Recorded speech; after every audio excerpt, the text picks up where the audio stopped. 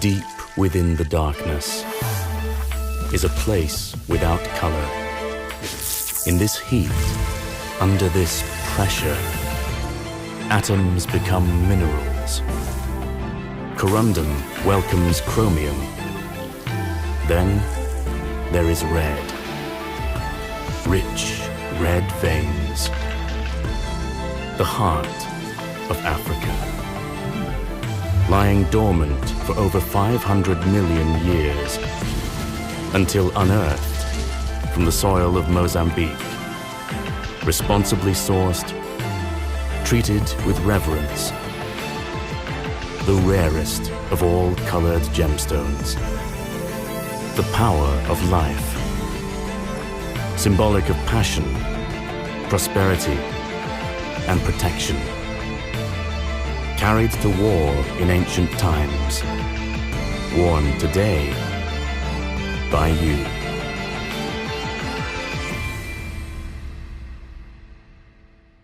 Hello everyone, I'm Amit Sharma and we are back again with exclusive podcast series. And today we have with us Emily Dungey, Marketing and Communication Director, Gemfields.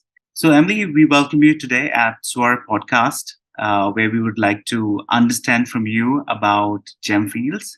So could you please provide us an overview about Gemfields initiative, which are aimed at promoting the gemstone market? Absolutely. And thank you for having me here today. It's a pleasure to speak with you about coloured gemstones in a little bit more detail, and hopefully some of the enthusiasm and excitement that we feel for coloured gems. So our initiatives, as you asked, aimed on promoting coloured gems, tend to focus on three core areas. These are education, leadership, and visibility. Okay. So when I say education, I'm thinking about how to style coloured gemstones. And when we're thinking about how to buy coloured gemstones, it's that confidence that you walk into a store and you know that you're purchasing something that is going to be an item you cherish for a long period of time. Thinking about leadership, it's trying to guide the sector to be better. And thinking about how we can benefit the jewellery industry with the coloured gemstones that we source. And then visibility is definitely, as we know, boosting the visibility of coloured gemstones, making sure they pop on the red carpet, that we see them in the press, and we remember the beautiful coloured jewellery pieces that we can purchase. So what is Gemfields' vision for the future of gemstone industry and the missions in relation to the sustainable mining practices? Well, it's definitely all about having a positive impact. So at the heart of Gemfields' ethos, it's that gems should be mined with transparency, trust, and responsible practices. So we're all about giving back to the countries from which the gemstones originate, and thinking about how we benefit the communities based there, and conservation efforts that take place as well. So we're really looking to raise the standard when it comes to responsible mining. And our vision for the future is that others come along with us on that journey and we help to better the industry as a whole, by demonstrating that it's possible for us to turn a profit and to have happy shareholders whilst we undertake our tasks responsibly. Hopefully demonstrates to others that it's possible, and maybe we should all be pushing in that direction. Okay. Could you also let us know the update on Gemfields' current ruby mines and their production capacities? Well, production depends very much on the plan for the year. It's quite a wide mining area. So we have two sources of gemstones in that area.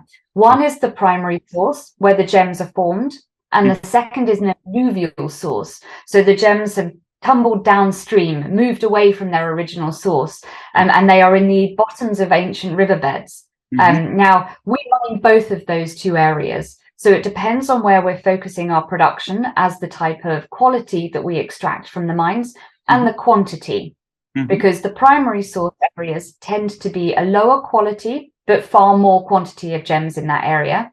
But then the alluvial source, there tends to be less of the items, but they're a higher value when we find them. So we mix our production planning depending on what we wish to be extracting from the ground and what we want to be taking to market. But in terms of production at present, our production for the year, we've surpassed our targets actually so far for year to date. From January to June, we were looking at 672,000 carats as our target, and we've been able to produce 772. So we're ahead for now. Who knows where the year will go, because nature is not a supermarket and we never know what we'll find. Exactly. So how does Gemfield contribute to the development and growth of the ruby market on a global scale? Maybe by educating and training local artisans, preservation and conservation of ruby-rich ecosystems, and promoting consumer awareness. Well, we undertake a number of initiatives in this area, and it's certainly the core of my role here at Gemfields, is trying to be able to help the ruby industry to grow in a sustainable manner, and to be able to ensure that the messaging we impart is correct and proper. So a big part of focus for us is our masterclasses. And this very much looks at the consumer and the press and media industry. And we're thinking here about the gemstones themselves. You know, how can we appreciate the gem formation, that special series of circumstances that were needed for the gem to even be formed by Mother Nature? And then also thinking a little bit about how we can appreciate that beauty. You know, there are certain characteristics inside those gems that make them very special, and each one is completely unique. So we look at things like the inclusions inside the gem, the fact that the gemstones, especially rubies, look different in color when you look at them from different directions, which is called pleochroism. So matching those aspects up and having an appreciation for the job of the cutters and the polishers that help those beautiful pieces of rough that you can see behind me here to look like the cut and polished sparkly gems that we see on our fingers. That's a real skill, and the masterclasses help that come to life. So far this year, we've carried out masterclasses in Beijing and Chengdu in China. We have 3 more planned for the remainder of the year, and we're thinking about having a masterclass in the India market as well. So stay tuned, more detail to come on that in time. But it's certainly something that is a global effort. And we really have our eyes on helping educate about the gemstones themselves. All right. We so look forward for your plans for the Indian market, and we will definitely look forward to guide our audience as well for the same. Could you discuss any collaboration or partnership that Gemfield has formed to enhance the ruby industry?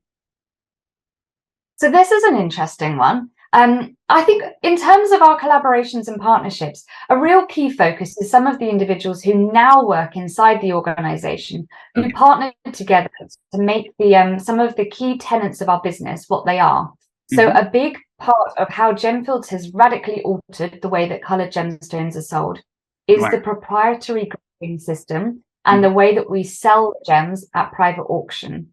Now, it doesn't sound radical, but the ability to be able to put gems together in consistent grades, so customers are able to understand that they are getting the quality that they expect, the quantity of the quality that they expect, and have reliability of supply, has been a huge radical change for the industry.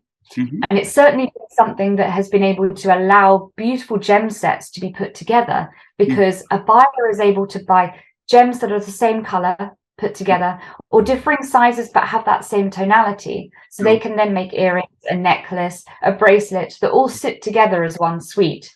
And years ago that would have taken decades to put together, but this ability to be able to take the gems together in different lots that suit one buyer allows that person to make one purchase in one go that they can rely on to create the jewelry they need. And that's been quite transformative.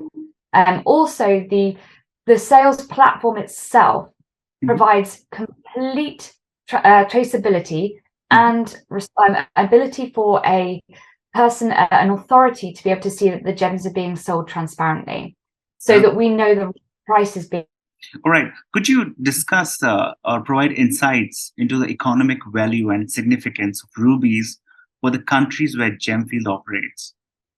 It's a huge deal. Rubies were only discovered in Mozambique in 2009. So it's a very interesting and new proposition to have rubies in the market. Therefore, Gemfields, being one of the largest miners in the area, provides a huge income. We've been the largest taxpayer since 2014, not including 2020, which was, of course, for COVID reasons, a quiet year.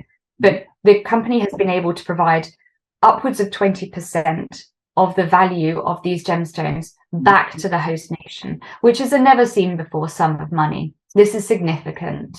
We're also able to build schools, create educational facilities for vocational skills, think about healthcare and various other livelihood techniques which benefit the people living in local communities. So the mines based in Mozambique, where rubies are found, are a significant contributor to the local area. Okay. So what distinguishes Burmese, Mozambique, Afghani rubies from the rubies found in other regions? Well, all rubies from different areas have unique characteristics depending on the minerals that are there to form that gemstone. So often you can tell where a gemstone originates from just by looking at it, because the gem has a certain color perhaps or a certain style, and you can just tell that that is the mineral formation that formed that. We're quite lucky in Mozambique that we have all of the known color ranges from the mine. So the gemstones that we have there are a real spectrum of every color that you would consider to be ruby. Now, I personally don't think that there is anything other in the origin that we should pay attention to than the fact that the gemstone has come from a responsible source. Everything else is just beauty in the eye of the beholder. To some people, a pinky color is exactly what they're looking for. For others, they want more blue or purple tones. And from a Gemfields perspective, what we say, and our mind is always follow what you love. Provided that gemstone came from a responsible source, buy the gem you love. You'll enjoy it every day that way. Yes. Now, could you share any plans or future projects that Gemfield have storing for ruby industry? Well, we're always looking at different projects here. In fact, we are in the Ruby month at the moment. So you're catching us at a period of quite a lot of activity. So Ruby month, as ruby is the birthstone for July, we have had an exposition of different pieces that we have put to the world. A number of different jewellery brands have worked in collaboration with us to put together a series of rings and different ruby jewellery pieces to help celebrate the month. So we've been talking about those pieces, again, following our pillars of education, leadership, and visibility. So helping these pieces of jewellery be seen, telling the stories behind those gemstones, and building up. So hopefully maybe next year for Ruby Month will be even bigger and better. All right. And can you share any success stories or any notable achievement that Gemfield have in the ruby industry? So this is a personal one for me. And that is because it's the Gemfields Foundation. So Gemfields started a foundation, the charitable arm of the group, 2 years ago, and the charitable arm works with third parties. So we're able to not just do what we did with Gemfields, build schools, education facilities. We're able to do more because there are other partners that want to do things that benefit sub-Saharan Africa as well.